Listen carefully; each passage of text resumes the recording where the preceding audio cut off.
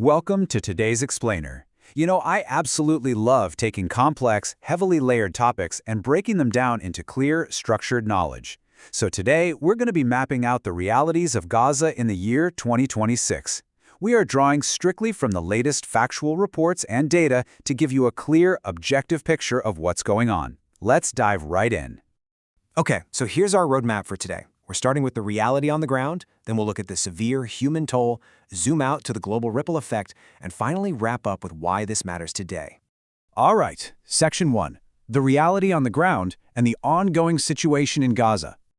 So there's actually a massive paradox at play here. The reports explicitly state that while, yes, there have been attempts at ceasefires, the conflict and instability really haven't fully ended. And that is the baseline reality for 2026. Even during designated ceasefire periods, clashes just continue to happen. It's an environment where the physical threat of violence is literally a persistent, everyday factor. Now, the timeline of this physical impact is pretty stark. On one hand, you have this immediate destruction. Large parts of Gaza, including roads, homes, and critical infrastructure, are just completely destroyed. But paired with that is the reality of long-term reconstruction. Rebuilding isn't an overnight thing. It's going to take many, many years. This creates a really daunting, multi-year reality that will completely dictate the landscape for the foreseeable future. Moving on to Section 2, the severe human toll, examining both the humanitarian and the economic crises. These factors are all deeply interconnected, and they create this severe chain reaction. First off, there is a major shortage of food. Second, there's incredibly limited access to safe drinking water. And third, a critical lack of medical supplies. I mean, think about it. When you combine a lack of food, no clean water, and no medicine, it inevitably leads to fast-spreading diseases and infections. One shortage directly compounds the next, right? It just creates an absolutely precarious situation for public health. And amidst all the heavy geopolitical discussions and the destroyed infrastructure, the source material is completely unequivocal about one thing. Civilians are the most affected. Everyday people are bearing the absolute brunt of these shortages and the ongoing instability.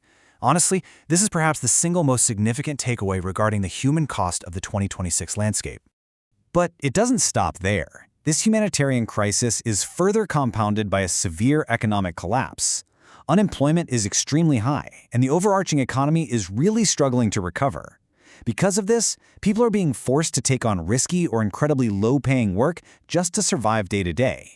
You have a population dealing with severe food and water shortages who are now forced into dangerous situations simply to afford whatever basic necessities might even be available.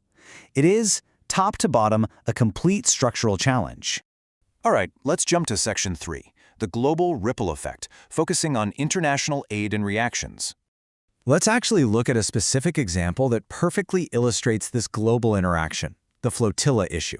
It's a step-by-step escalation. First, you have international activists attempting to send humanitarian aid by sea.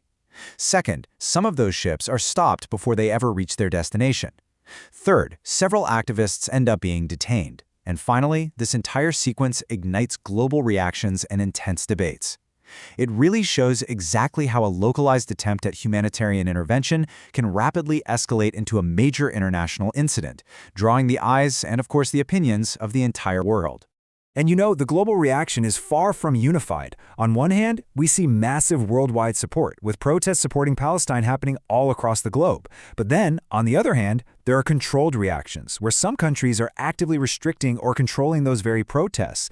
So the international community isn't just debating the issue, they are deeply divided in their political, legal, and civic responses to the conflict. The crisis in Gaza is simultaneously a local reality and a major, incredibly polarizing global political topic.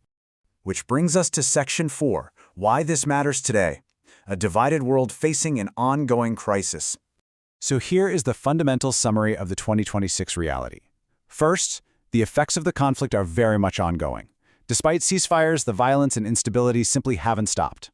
Second, there is a severe human toll. People are lacking the absolute basic necessities like food, clean water, and medicine. And third, that global ripple effect. The world remains heavily divided in its official responses. This is a major, unresolved daily reality that continues to shape both global politics and human lives. I want to leave you with a final, thought-provoking question to chew on.